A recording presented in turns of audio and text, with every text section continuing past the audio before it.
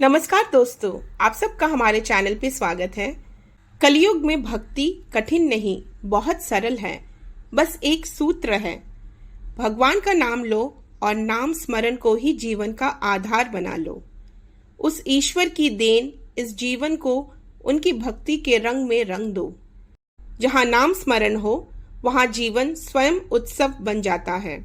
सबसे पहले भगवान के एक सच्चे भक्त को अपना मित्र बना लो, क्योंकि जिस दिन तुमने एक सच्चे भक्त को मित्र बना लिया, उसी दिन भगवान से मिलने का तुम्हारा रास्ता खुल जाएगा। फिर इसके बाद धीरे धीरे अपने सभी मित्रों को भगवान का भक्त बना दो। ऐसा वातावरण बना दो कि तुम्हारे चारों ओर केवल नाम स्मरण, भजन, सेवा और सच्चा प्रेम बहे।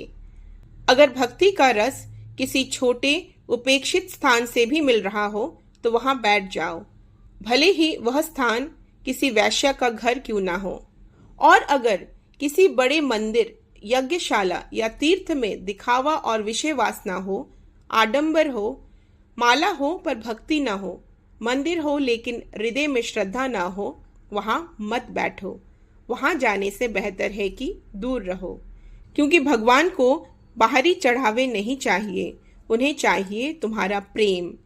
कई लोग 4 माला पहन लेते हैं, माथे पर तिलक लगा लेते हैं, मगर मन में ईर्ष्या, अहंकार और दिखावा रखते हैं। ऐसे स्थानों पर मत जाओ। जहाँ सच्चा भक्ति भाव हो वहीं भगवान का वास होता है। साथ ही यह समझ लो कि भगवान के भक्तों के बीच कोई लेन देन नहीं होता, बस प्रेम होता है, सेवा होती है और भक्ति होती है। धन, पद, प्रतिष्ठा यह सब बाहर की बातें हैं। यदि तुमने अधर्मी को अपना मित्र बना लिया तो याद रखो, चाहे तुम कितना भी महान क्यों ना हो, अंत वही होगा जो कर्ण का हुआ।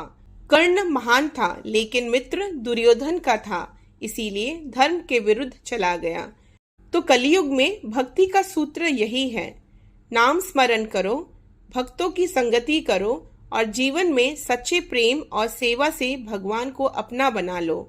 4 माला पहनाकर भी जो तुम्हें भगवान से दूर कर दे, वह तुम्हारा सबसे बड़ा दुश्मन है। और जो 4 गालियां देकर भी तुम्हें भगवान के नाम से जोड़ दे, वो सच्चा मित्र है। सच्चे भक्तों से बढ़कर तुम्हारा कोई मित्र नहीं, क्योंकि वो तुमसे कुछ नहीं चाहते, सिर्फ तुम्हारा परम कल्याण चाहते हैं। अगर तुम्हारे मित्र ईश्वर के भक्त नहीं हैं, तो या तो उन्हें भक्त बना दो या फिर समय रहते उन्हें छोड़ दो, वरना तुम्हारा जीवन व्यर्थ कर देंगे। लेकिन अगर तुम्हारे मित्र भक्त हैं तो वे न केवल तुम्हारी भौतिक सहायता करेंगे, बल्कि तुम्हारे जीवन को सार्थक भी बनाएंगे।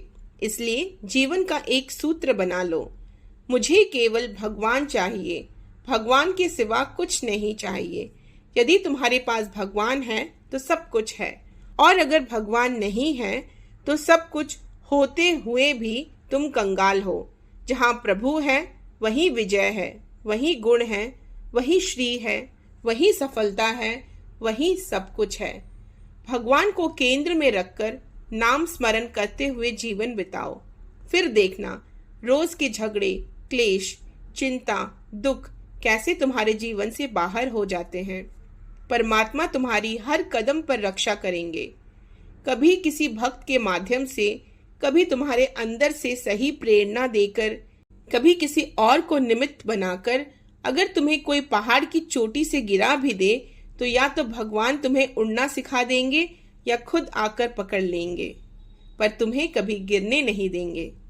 नाम स्मरण ही कलयुग का सबसे सरल और सबसे शक्तिशाली भक्ति सूत्र है। बस उसी को पकड़ लो और सब कुछ पा लो। धन्यवाद।